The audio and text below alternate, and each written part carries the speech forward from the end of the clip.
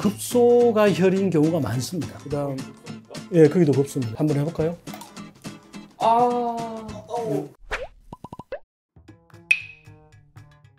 저 동상 얘기는요, 저 동영상이 있습니다. 한의사 선생님이 운영하는 유튜브가 있거든요.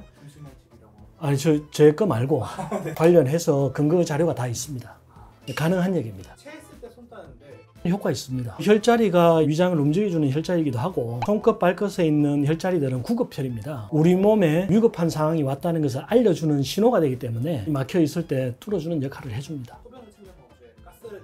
소변을 소변을 참을 참는 거 가스를 내보내는 게 때 가스를 내보내면 보갑이 줄어들기 때문에 조금 효과가 있긴 한데요. 항문괄약근과 방광의 괄약근은 같이 움직이기 때문에 가스 나갈 때 소변이 새 나올 확률이 더 높습니다.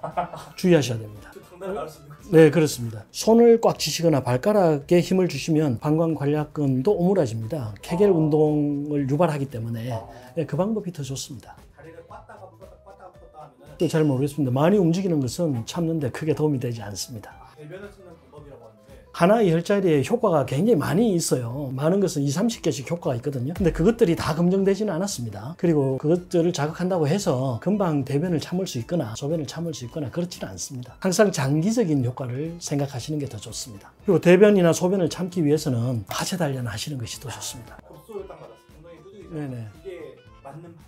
여기가 아픈 이유는 신경이 많기 때문입니다. 이 신경은 중요하기 때문에 우리 몸이 다 보호를 하고 있어요. 근데 여기는 보호가 안 되고 있어요. 왜냐하면 자주 써야 되기 때문에. 네.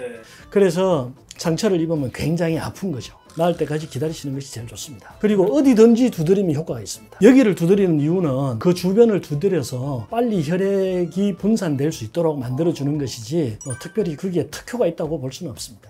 딴 데 두드려도 상관없어요? 상관없습니다. 이거 걸렸을 때 밥 한 숟갈 크게 생선가시가 걸렸을 때는 이비인후과로 가십시오. 굉장히 위험합니다. 옛날에는 병원이 없었기 때문에 뭔가 밥을 먹어서 물을 먹어서 우유를 마셔서 해결하려고 했습니다. 근데 지금은 병원이 천지에 있으니까요. 빨리 이비인후과 가셔서 원인을 제거하시는 것이 가장 안전합니다. 이렇게 하면 이제 정력이 세진다라는 얘기인데 그런 얘기 어디 있던가요? 정력이 세지려면 운동하셔야 됩니다. 그것은 논문이 수천만 편이 있습니다. 머리를 빨리 기르려면 이렇게 하고 진짜예요? 군대에서 다 이러고 있습니다. 그러니까 군대에서는 이거라도 하고 싶은 거겠지. 가스를 제거하는 혈자리가 장에서 가스가 발생하는 이유는 불완전 소화가 되기 때문이거든요. 그래서 소화가 잘 되는 혈자리들을 자극해주면 좋기는 합니다. 합곡혈이나 배꼽 옆에 있는 천추혈이나 이런 데를 자극해주면 좋긴 한데 가스를 제거하는 원리가 혈액에서 흡수를 해서 소변으로 내보내거나 방귀를 끼워서 외부로 배출하는 방법밖에 없거든요. 혈자리를 자극한다고 해서 금방 제거되지는 않습니다. 그것도 지속적인 자극이 필요합니다. 딱 만졌을 때 제일 아픈 혈이 급소가 혈인 경우가 많습니다. 그래서 이 합곡혈, 그다음 급소입니까? 예, 거기도 급소입니다. 한번 해볼까요? 굉장히 아픕니다. 급소가 많기 때문에 뭐 그렇게 특별히 아픈 곳을 찾아야 되나요? 눌러서 아픈 곳이 급소인 경우가 많고 그런 곳은 대부분 혈자리입니다. 밀가루로 보면 순머리가 난다. 어디서 나온 얘기인지 모르겠는데 전혀 관련이 없는 얘기입니다. 옛날에는 왜 그런 말이 생겼는지 왜 그런 일이 일어나는지에 대한 검증 없이 한의원에서 대부분 그 말을 사용을 했었어요. 근데 요즘은 그게 전혀 근거가 없다는 것이 밝혀졌습니다. 한약에 대한 루머 같은 걸 좀 들어보시면 한약 잘못 먹고 간경이 나빠졌다든지 신장이 나빠졌다고 오시는 분들이 있거든요. 그런 경우는 대부분 한의원에서 치료받은 것이 아니라 민간요법을 잘못해서 탈이 난 경우가 더 많습니다. 그런데 환자들은 민간요법으로 풀뿌리를 먹었으니까 나 한약 먹었다고 얘기하는 거예요. 그러니까 정보에 오류가 생기는 경우가 굉장히 많죠. 실제로 한의원에서 간염 수치가 높을 때 한약을 써서 간 수치가 뚝뚝 떨어지는 경우도 굉장히 많이 봤고요. 한약이 신장에 무리를 줄 수가 없습니다. 한약 중에 신독성이 있는 약이 없거든요. 검증이 다 끝났다고 제가 말씀드렸습니다. 그런데 한약은 대부분 천연약재 식물이기 때문에 칼륨 함량이 되게 높은 경우가 많아요. 칼륨은 소변량을 증가시킵니다. 그리고 한약은 되게 끓여서 먹기 때문에 수분 섭취량이 조금 더 많아집니다. 그래서 신장에 무리를 줄 수 있다고 하는 것이지 그것 자체가 신장을 파괴하지 않습니다.